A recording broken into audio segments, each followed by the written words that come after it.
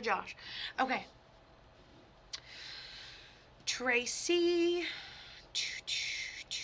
you have 2 males on the other side.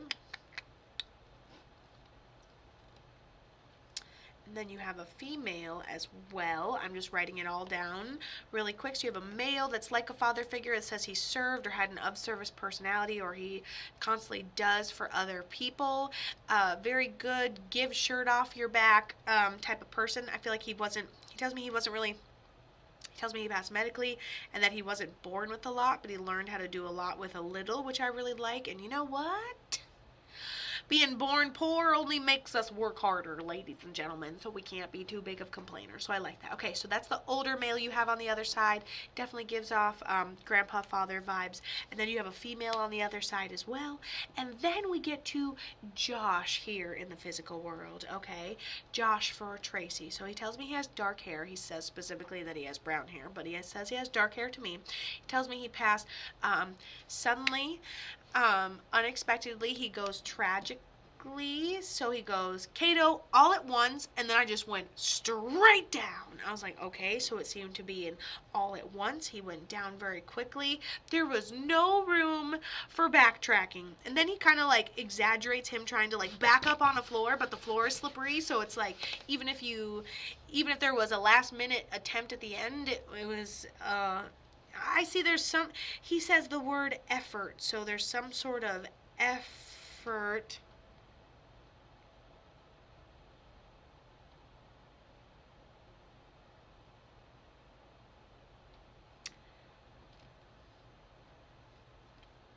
I'm in somewhere. There's a situation that I'm like, wherever I'm at, whatever situation I'm in, could I take partial responsibility there? Maybe, yeah. So maybe I'm in somewhere or something's happening because I did see the floor, and then we make like a last ditch effort to not necessarily go floop, but I'm not saying like there was a panic or we tried to save ourselves, but it just seems like kind of unintentional. Or here's another, and I was like, please tell me something else, okay? I was like, please tell me something else. So, like, let's say we're checking out the water. Let's say we get really close to the edge, and we're dipping our toes into the water. And then we realize once we're to the edge that we're sitting on a teeter-totter. And we go, whoa. And we go, oh shit, oh shit, oh shit, oh shit, oh shit, oh shit. And there's some sort of backtrack, and then it just happens. I feel like I could be home. I feel like I go down it once. I could be home or in somewhere. I'm in something. I'm contained in something.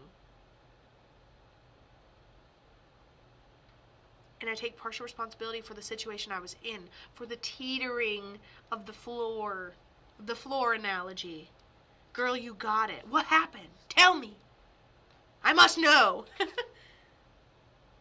Girl, you got it. I would love to know the deets. I mean, he was very specific. Y'all feel it? Y'all feel what I'm feeling? Just hang in there, because we're about to... And then I love the confirmation, because then it kind of puts a visual to the picture I'm getting. Wild.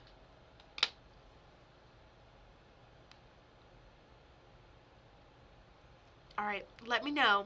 Obviously, you'll probably have to be vague with what happened here, but let me know how this person ended up passing. Yeah, it's story time.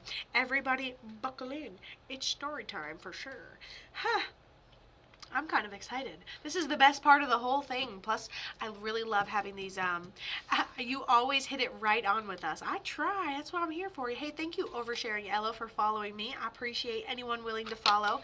I do private sessions, but you guys love these instant reads too. But I do have private readings available if you want to jump on. I ain't got no problem with it. Click, click, buckled. Heck yeah. All right, so Tracy, if you at all get filtered, you can always respond. We don't even know how I'm on it yet, but okay, passed in our parents' home. He was visiting during Christmas and accidentally OD'd.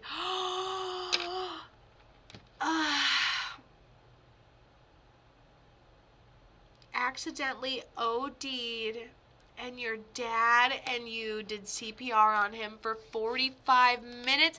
He talked about that effort. He's like, I didn't struggle, but there was that effort to kind of push me back, push me back, push me back, push me back, push me back. And you guys tried to save him from going inevitably over the edge on his overdose as he's home for Christmas vacation. So no wonder I have goosebumps all over my body. He goes down all at once. He's on the edge. He's on that situation. I feel like I'm contained in something. I felt like I was in a home the whole time. And he talks about what his hair color looks like and how it happened suddenly, and he takes responsibility for this. So listen, there's nothing you could have done to get him back to the physical world, but he felt and knew that you were trying.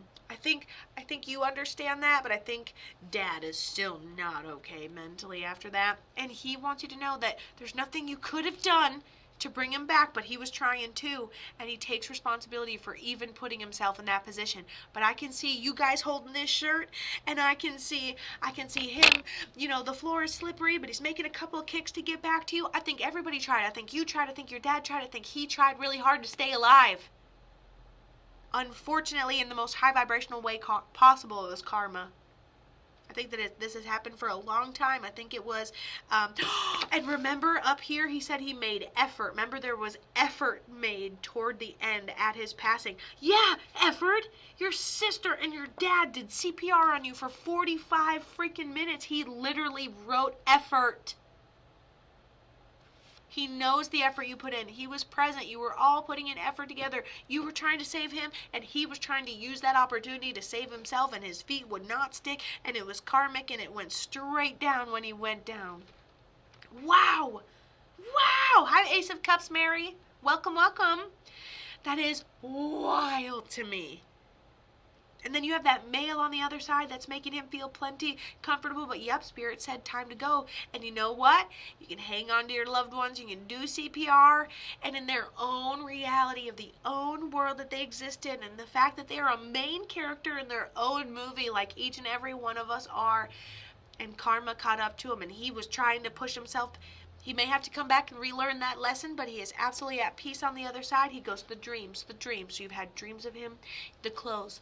You have shirts of him that still smell like him. We have little trinkets, memorabilia. I'd be surprised. I know he was 18. I know he came home for a visit, but I would be surprised if we didn't have everything that could make up a whole room for him, honestly. So, oh, I love you too, Marissa. And so. Yep, when Spirit says it's time to go, inevitably it's time to go. We're all on the stage and platform of life. So when you take steps in whatever direction your future is in, don't take steps that step you into karma. Don't make footprints with karma. This is something that he had also said he lightened up on and then got heavy on again as, stress of traveling, stress of everything, stress.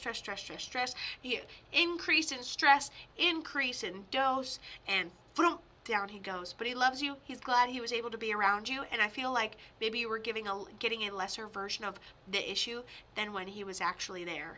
He had to get it all in his system before he goes and does family stuff, and I think that's what he was about to do, and he was about to come out and have conversations with you all, and then one thing leads to another, essentially. So love you, love him, but Josh, your brother, is completely at peace on the other side, okay? Completely at peace, other side, good to go. And he loves the fact that he got to take responsibility today. That's the biggest thing for some of our loved ones on the other side. You are so very welcome.